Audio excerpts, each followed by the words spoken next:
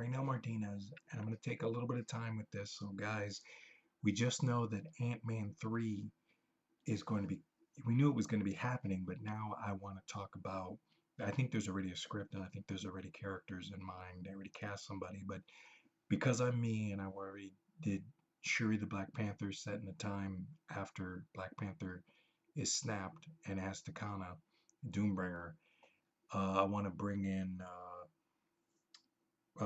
they're talking about they cast a black actor that I thought was going to be Victor Von Doom, but it's Kang the Conqueror. So it's Jonathan Majors. So you can kind of see there, Jonathan Majors. There you go. Thank you, Collider. So here's the story of the Tomorrow War that I want to get into. So it's Ant-Man, the Tomorrow War, Tomorrow War. One version of Kang determined that the best way to conquer the modern age was to start by affecting history in the 19th century during World War I. Through his observations, he learned that the fighter ace known as the Phantom Eagle was destined to destroy a German mortar cannon that would have changed the face of the war.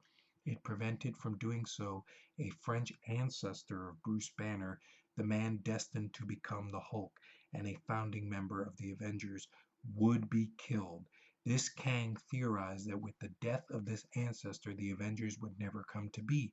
However, when Kang attempted to travel to the year 1917, he was prevented from breaching that time period thanks to a time storm. Instead, Kang decided to trick the Hulk, believing his near limitless strength could breach the barrier. Appealing to the Hulk's hatred of his alter ego, Kang successfully sent the Hulk into the past.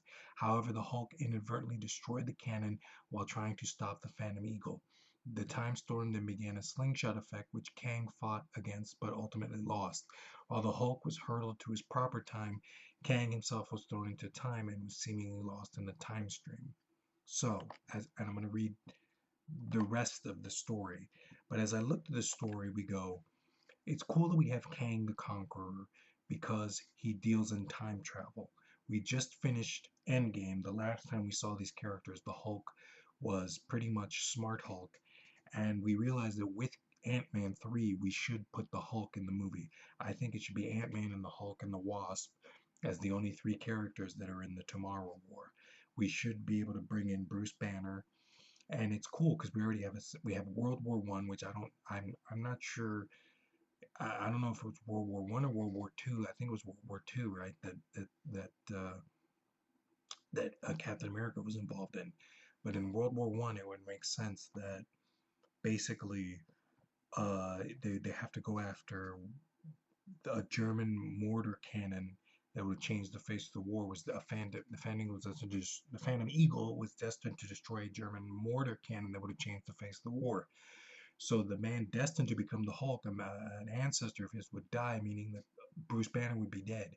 If Bruce Banner is dead, that means he's not the one that can snap and bring everybody back.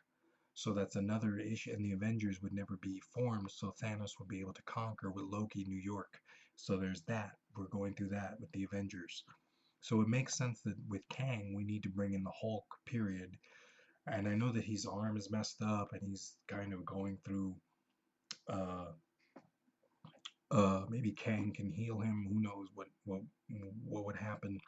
But think maybe more gamma radiation or the time storm would heal him. But we would cool to bring in the Hulk now because this is an Ant-Man movie. Let's keep going with the story. And it says, uh,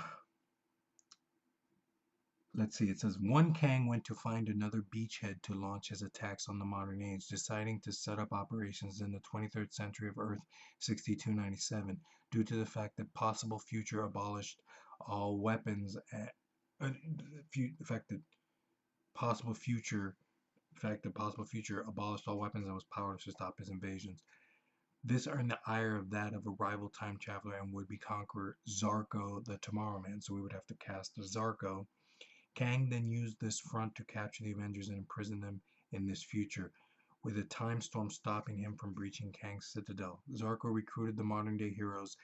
It was Iron Man and Spider-Man in the comics, but I want to make it that Zarrko recruits the modern-day heroes Ant-Man and the Wasp, bringing them to the 23rd century, knowing their presence would weaken the time storm. When the two heroes confronted Kang, Zarrko betrayed them and got the drop on Kang. Zarrko then decided to use Kang's own plan to conquer the modern age using Kang's time bombs, devices that would revert the people and technology of the era back to a more primitive time.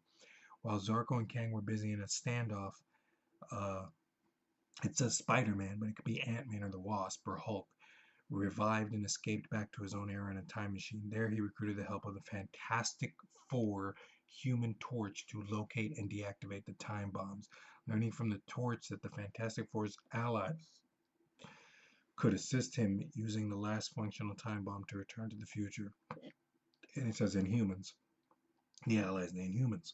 So he could use the last functional time bomb to return to the future, arriving just moments before Ant-Man originally left. I say Ant-Man, it was Iron Man, but I say Ant-Man. And these people managed to get the drop on Zarrko and Kang while they free the Avengers, and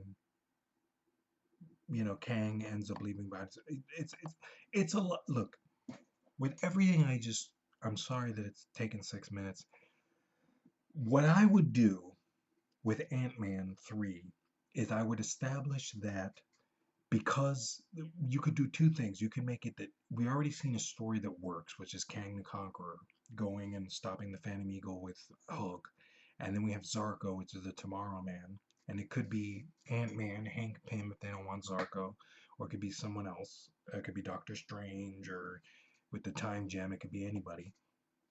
So the point is, we want to see Ant-Man, the Hulk, the Wasp, the Fantastic Four, and Kang, Zarrko. We established that with the World War, it could be World War One. It could change it to World War Two if they want to. And basically, what they established is we can see Captain America. We can see that Captain America is, living in the time we established that the Avengers die. That so it's cool. I think this is a story. I'm going to look into this a little more, but like as I said, we established that Kang is a time traveler. He has time travel, but he's a conqueror.